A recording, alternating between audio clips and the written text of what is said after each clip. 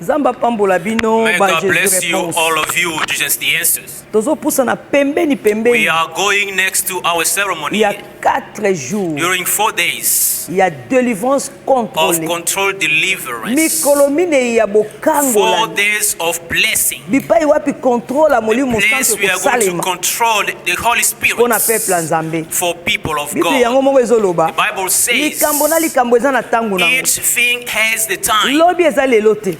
Yesterday is not Bako seko lelo. tomorrow. They can laugh at you Me ba today. seko lobi te. They cannot laugh at you Dima tomorrow. amen. Say amen. Bako mono eloko pamba They lelo. can see you nothing Me lobi today, ba mono eloko pamba but te. today they are going to see Po a bayebi important kalikila nzambe person. te. They don't know the calculation of Miso God. mutu emona réalité. Highest people can say Mais the tikala jamais reality. koyeba vérité.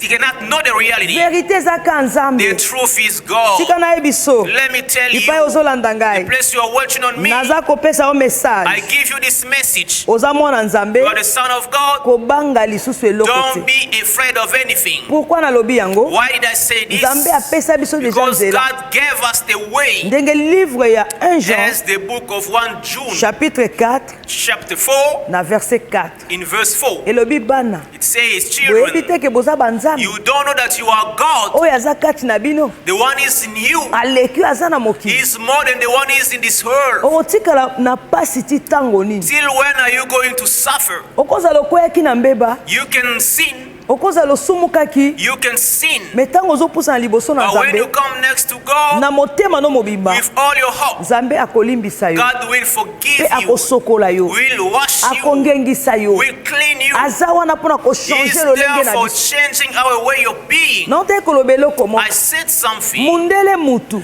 White men Asali mutuka na ye. created a Na ba car pièce de rechange. with piece of changing. Soki pièce moko ebebi. If one piece is Olongoli destroyed, remplacer you mususu. remove, you put another Mutu one, ke good tamboli, one, ezu sous vide. and the car goes Ebo ahead. Nzambo akelaki And biso. God, why not God who created Oyo us, akelaki yo. who created Mon you, frère, ma sœur. my brothers and Aza na ba pièce de rechange te. He has the Ya piece nzoto na yo. of your body. Aza na ba pièce à réserve te. He does have the reserve piece. Tika na loba na yo. Let me tell you, Kobanga lisusu eloko don't be te. afraid of anything Ata pièce moko anymore. ebebaki na Even the nzoto na piece yo. was Ke famille destroyed, ebebisaki. the family Bandoki destroyed, babebisaki. which Bakangaki destroyed, matrice they batrompe have na yo. blocked your womb, Babwakelaki yo bututu. they curse you. Nzambe na biso. Our God Na kati ya mboka na ye. in his country, Na depo na ye. in his store, Aza na pièce moko à he réserve. has this piece to reserve. Azokisa. He's coming Na down 4 jours. during 4 days Pona ko déplacer pièce à for mabe. displacing bed. Oyo mokili ebebisi pona yo. What they were Pe destroyed, ako remplacer ya he's going to malamu. replace good. Hallelujah. Hallelujah. Tika lobi no ekozala Let monene. your tomorrow will be good. Lobi no ekobonga. Your future will be in Na tip-top iko sakola pona lobi na condition. yo. I come to prophesy for your Na ye future. koyebi soki ekozala I come monene. to tell you it will be Lobi no big. ekozala Your kitoko. future will be in Vi tip-top ozoleka nango condition. lelo. Life you are living Okoleka nango today, lobi te. you will not have it Nzambe aza tomorrow. malamu. God is good. Lelo na bandai kotea. Today I was preaching Nazoyebisa about, bana Nzambe. I was telling children of Nini God Nzambe asaleli biso what te. God didn't do for us. Nini asali te. What he didn't do for us Aza malamu. is good. Bato nde baza na problème. People have Nzambe aza na problems. problème te. God doesn't have any Aza papa problem. malamu. He's a good father. Ayokaka. He listens. Nga na moni embala ebele. I saw him so many Nazozela na times. droite. I can wait Ya for the bimisi na left. gauche. Comes on the Oyo right. nasali loko na bosani. When I forget, Ya fongoli nga he porte. opens the door. Akosala pepo na He yo. is going to open for you. Nzela oyo ozozeleza yango te. What you are waiting for is not Nzambe aza na that. nzela mosusu. God has another way Oyo asi for you. atrase po na yo. He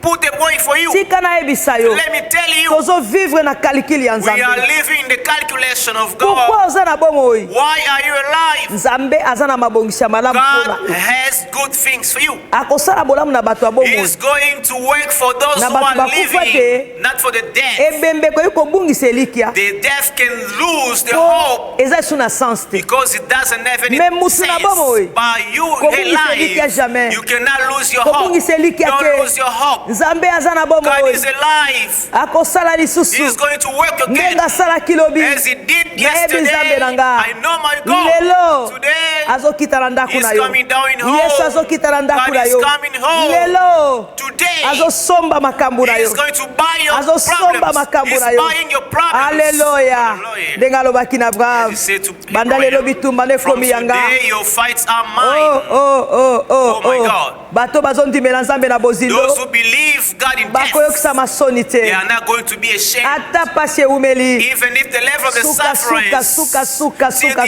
till the makambo end, ekochange things are going to change. eloko osengeli kosala eza What nini can you do soki mpenza oyebi if relation no you malamu na know your Nzambe relationship with God? eza kogarde silence Keeps calm. ndenge Mose ayebisaki bana As Israel Moses told children of Israel, bobatela kimia keep calm. Nzambe akobunda mpo na God bino is going to fight for you. na verset In 13 verse na 15, Exode 14 Exodus 14, verset 13 verse abi 15, banguno bozomona say the enemies you are seeing lobi today, komona bango lisusu tomorrow te you're not going to see them makambo anymore. bozovivre lelo What you're seeing peut-être na libala na today, yo even in your na marriage, santé na yo your health, na